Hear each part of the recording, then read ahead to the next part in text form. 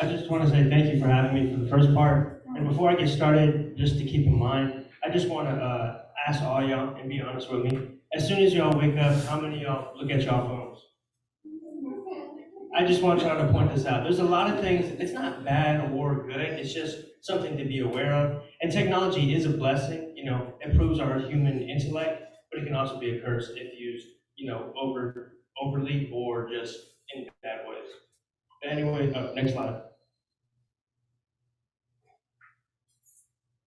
So yeah, what types of technology do you guys use? I know a lot of y'all in y'all generation only use phones, but there's so many technology now. There's VRs that are simulations, there's iPads, tablets, a bunch of games. There's so much technology nowadays that I don't think you could, go anywhere in the world and there would be some sort of technology. So just with your partner or whatever, just discuss what you think you use the most for technology. Is it your phone? And if you use your phone, what is it mostly for? Is it for calls? Is it for social media? Is it for text? So just discuss that with your partner.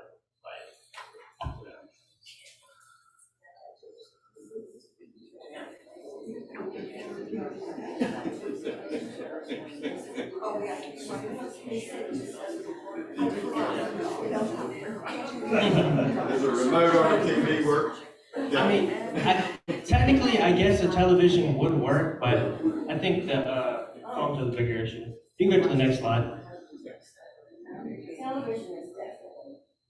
Yep. And the term for screen time is just activities done in front of a screen or digital device. And a lot of people don't realize is I read a lot, but I also read on the Kindle, which is still a screen, so will still affect your eyes and still give you headaches. And even though I'm not, participating in anything bad like social media or anything, it still strains your eyes. So I always wear those blue light LED glasses. So if you're ever on technology for a while, you should just try to get a pair of those. They really help out. What is that? Yeah, The- we're old. Okay, so it's just basically a pair of glasses, Did and you I buy where? Amazon, anywhere, Walmart. So it's basically just glasses with like a blue light, and it just dims it a little bit, so it's easier to read. And it also gives, I used to get a lot of headaches reading from the Kindle, but ever since I had them, I don't really get that many headaches anymore. So yeah, you can go to the next slide. Another thing, like in my generation, I grew up playing outside, but nowadays since COVID, all my friends, or not all my friends, but all my sister's friends, they all do technology. And I'm not saying it's a bad thing because during COVID they had nothing else to do, but when I go in the neighborhood, I don't see kids outside no more, ever. And I grew up outside every single day. And my generation, we had technology around, but I was still outside and I was still playing, every single day. And you'll see kids outside too, but I just think the population of kids going outside versus staying inside, for example, why would a parent not let their kid play a video game with their friends if you don't have to spend gas, especially with gas prices nowadays, so you can just stay home.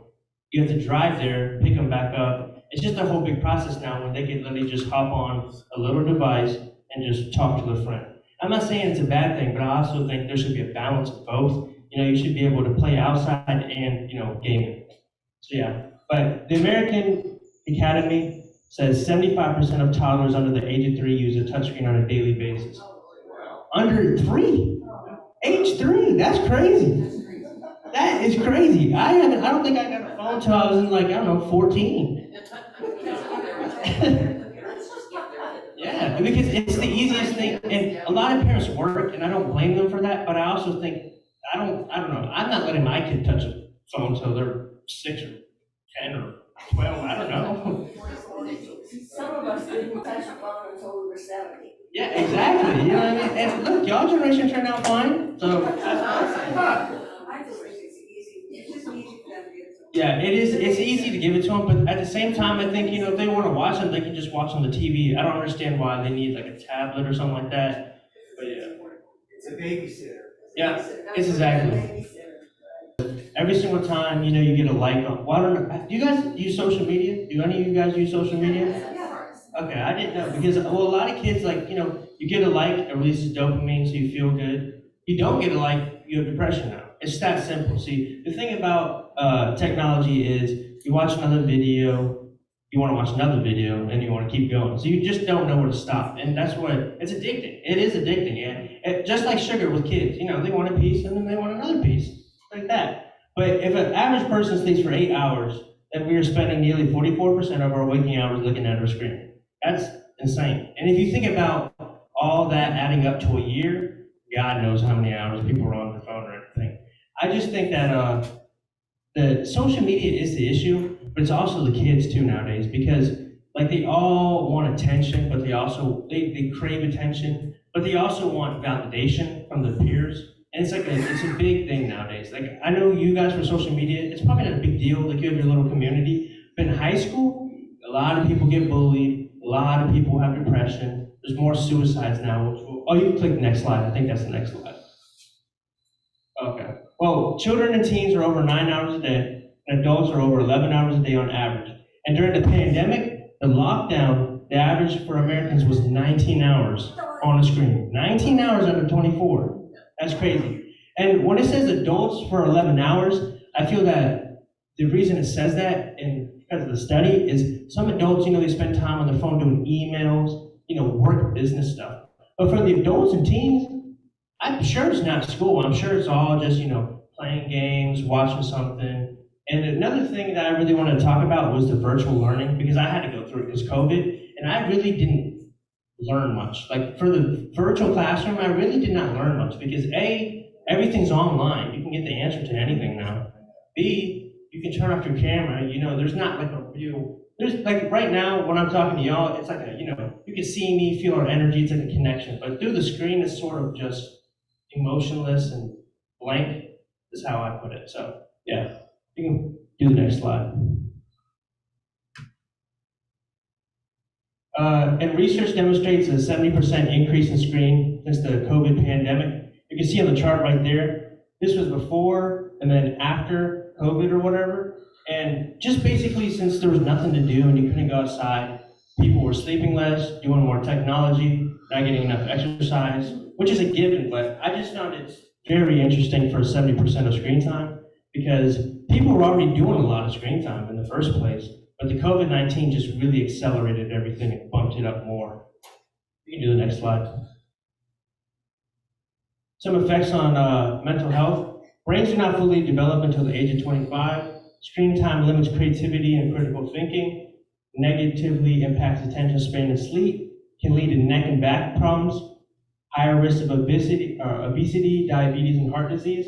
And another thing I want to point out that doesn't say is posture. When people play games and people are on their phones, it really affects posture. And I really didn't, like when I was a kid and when I was, 15, 14, my dad was like, oh, don't sit like that. I used to laugh at him, like, oh. But now, nowadays when I'm growing up, I'm realizing some stuff that's actually true. And the posture is a big thing when you're growing up because it really affects your back and it can really affect your mood too. Because if you're hurting, then you're grouchy, you don't want to do anything, you don't have energy. So I really didn't realize it's a balance of life or whatever. But another thing that decreases in white matter and gray matter or reduced coral thickness, it basically, all this is affecting your brain somehow. So even if you are just simply, like if a kid simply thinks he's just doing, Instagram, it's not a big deal, it's really affecting your brain in some sort of way. And the way they design these social media is it to be addictive. They want it to be addictive because the more views they get, the more downloads they get, the more they get paid, the creators.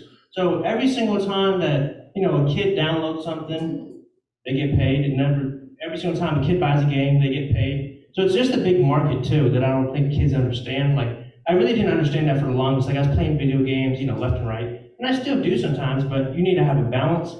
And the main thing I don't think kids understand is that money runs the world, and these people really want to hook you in to get that money. So yeah, you can go to the next slide. 95% of teens have access to a smartphone. 45% of teens say they are online almost constantly. YouTube, Snapchat, and Instagram are the most popular online platforms among teens. This is what I was talking about. The death by suicide is skyrocketing young people. It went from 6.3K to 6.8K a year, 10 to 24-year-olds, and growing use of smartphones has increased mental health challenges for teenagers. Now, cyberbullying, I want to point this out, is I know you guys, when you guys grew up in high school, did y'all have bullying a lot or no? the thing about your bullying is, if let's say you're getting bullied by a kid, you go home and it's over.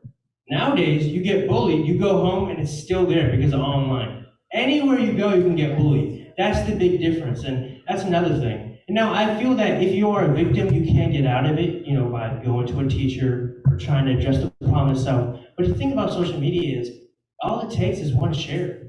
Then it goes to 2 shares, 3 shares, 4 shares. It just keeps adding up. And the thing about technology nowadays is once it's on the internet, it's there. You can never escape it. So if you make one mistake or you do something bad, I know a lot of kids that in high school, they had photos circulating of them, stuff like that, and it really ruined their reputation, but it also ruined, their confidence in school, their attendance. They didn't want to attend school anymore, stuff like that. So the thing about bullying is you just can't get away from it now because of technology. You can be bullied in person and, online, but the main thing is if it's online, it can just keep circulating. So yeah, you can go to the next slide. Tips to reduce screen time. Keep track of your screen time. That's a big thing. If you have an iPhone, I know you can go and see, what you spend the most on. I think my most percentages used is Kindle. So another thing, set screen time limits. I know that for my sister, my mom says 2 hours a day to watch something, stuff like that, and she has to read and stuff like that. So I think that's good to balance a kid out. Eat meals. Another thing, eating meals. I know a lot of gamers, like a lot of my friends that are gamers, they don't really eat well, and I know it's like a common, it's a common thing of knowledge or whatever, but they drink soda, drink Red Bull, try to stay up, stuff like that. But what you don't realize is when you're so focused on the game, you're not really focused on your body and everything outside. So yeah. And then practice digital detox. Basically, just try to get away from your phone sometimes. Or if you're a real big gamer and stuff, try to go outside in nature, enjoy it. A lot of people don't enjoy nature nowadays, and it's beautiful out there. So take regular breaks and stretches. And another thing I want to talk about is a lot of people make a lot of money off social media, like influencers and stuff like that. A lot of people make millions of dollars, but the thing is that's a small percentage of people. And since these kids all see these, YouTubers and influencers making all this money, they all want to do it. But they try and they fail, and then they don't have a backup plan. So that's just another thing I wanted to address as well. You can go to the next slide. Some more tips, keep the screens away from your bed. That's a big thing. I try to keep my phone away from my bed, with on my desk over there, just so when I wake up, I have a moment to, just wake up and, enjoy life a little bit before I go on my phone. And then do not use technology immediately when you wake up or right before bed. That's a big thing because I know when I was a kid, growing up, when I went to sleep, I just went to sleep. But nowadays, there's always something going on social media or something with my friends. So you always want to check it. But the thing is, using technology right before bed is not very good because it can freak up your schedule. Because when I first got my phone, I'll tell you a little story. So I was about 14 or 13. I was sleeping good. Every single night I was going to bed at 9, waking up at 8. First day I got my phone. Well, I didn't go to bed till 4 a.m. But 4 a.m., 5 a.m. Because it's your first time or whatever, but it just turns into a habit. So you go to sleep at 4 a.m., you go to sleep at it just keeps going on and on and on. That's another thing. Nature hobbies that do not involve screens, or nurture hobbies that do not involve screens. There's a lot of hobbies that people don't realize. You can go outside, take a hike, play basketball, play soccer. But a lot of kids aren't into that. And I will admit that gaming does have its perks for kids that are bullied, they can, connect online and stuff. But the thing is, you can also do that in a safe environment like here. They could come here, chillax here. So they just need to find, the kids that are bullied online, they just need to find a good environment that's away from technology. But I don't think they realize that either, because they get bullied on technology, but they continue to be in technology, which makes no sense to me. So. But anyways, read books, spend more time in nature, avoid mindless scrolling or news overload by posting a reminder. So it's pretty much that. Oh, another thing, on Instagram, what do you guys use mostly for social media? Facebook? Okay, I didn't know, because most kids my age use Instagram, and I don't know if you know this, but it's endless. You can just keep scrolling. You can scroll for hours and hours, and another thing is TikTok. Apparently it puts spyware on your phone too, so I don't know if you know about that, but Anyways, but TikTok is endless too, so you can just keep going and going and going. Like I know a lot of people. I think I took my phone's. Like I had my friend's phone in my hand the other day, and I think his hour on TikTok was like 6 hours a day. I was like, that's what I'm saying, and that's average now for kids because they have nothing else to do. They'll watch a show or play a game. But then after, they'll go straight to the bed on their phone and just keep scrolling because they have nothing else to do. They don't want to read, go outside, or anything like that. Yeah, we can go to the next slide. And another tip, spend more time connecting and being in community under the conversation tree, of course. And I just want to say thank you so much.